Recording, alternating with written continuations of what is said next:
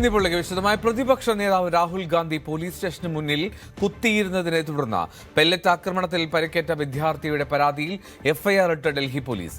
Jantar Mandir സമരത്തിനിടെ pellet ആക്രമണത്തിൽ പരിക്കേറ്റ വിദ്യാർത്ഥിയുടെ പരാതിയിലാണ് Delhi parliament street police FIR register ചെയ്തത്.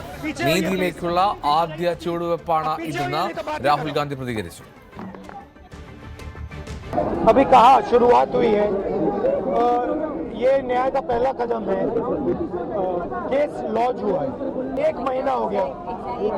छर्रे शरीर में है, 3 छर्रे आंख में है, आंख से इनको दिखाई नहीं देता है. 3-4 छर्रे दिल के पास है. साफ दिख रहा है कि एक युवा के साथ अन्याय हुआ है. और तब भी आज सुबह 11-11:30 बजे हम यहाँ आए. 1 महीने से ये घूम रहे हैं. 11:30 बजे आए, अभी 6:30 बज गए हैं, 6:45 हो गए. तब जाके एफआईआर फाइल किए.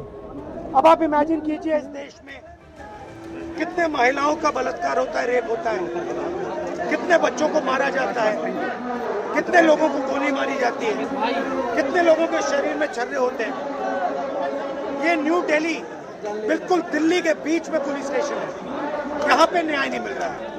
अब इमेजिन कीजिए गांव के किसी पुलिस स्टेशन में या छोटे से शहर के किसी पुलिस स्टेशन में क्या होता है.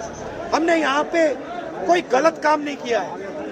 हमने सिर्फ एक हिंदुस्तान के नागरिक के लिए, उसकी माँ के लिए, उसके पिता के लिए न्याय मांगा है.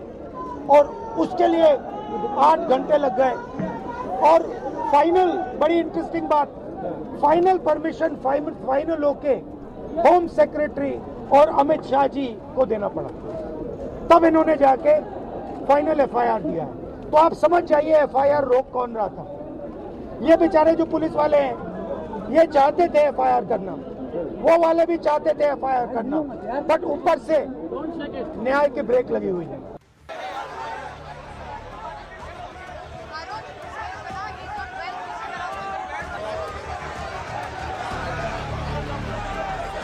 സമരത്തിനിടെ പെല്ലറ്റ് ആക്രമണത്തിൽ ഗുരുതരമായി പരിക്കേറ്റ വിദ്യാർത്ഥിക്കൊപ്പം ഉച്ചയ്ക്ക് 12 മണിയോടുകൂടിയാണ് Rahul Gandhi parliament street police സ്റ്റേഷനിൽ എത്തിയത്. ആക്രമണമുണ്ടായ സമയത്ത് നേരിട്ടും പിന്നീട് ഇമെയിൽ വഴിയും പരാതി നൽകിയിട്ടും എഫ്ഐആർ ഇടാത്തതിനെ തുടർന്നാണ് ഇന്ന് വീണ്ടും പരാതി നൽകിയത്. എന്നാൽ എഫ്ഐആർ ഇടാനില്ല എന്ന നിലപാടിലായിരുന്നു പോലീസ്. ഇതേ തുടർന്നാണ് എഫ്ഐആർ ഇടും വരെ താൻ സ്റ്റേഷന് മുന്നിൽ കുത്തിയിരിക്കുമെന്ന് പ്രഖ്യാപിച്ച് രാഹുൽ ഗാന്ധി പ്രതിഷേധം തുടർന്നത്.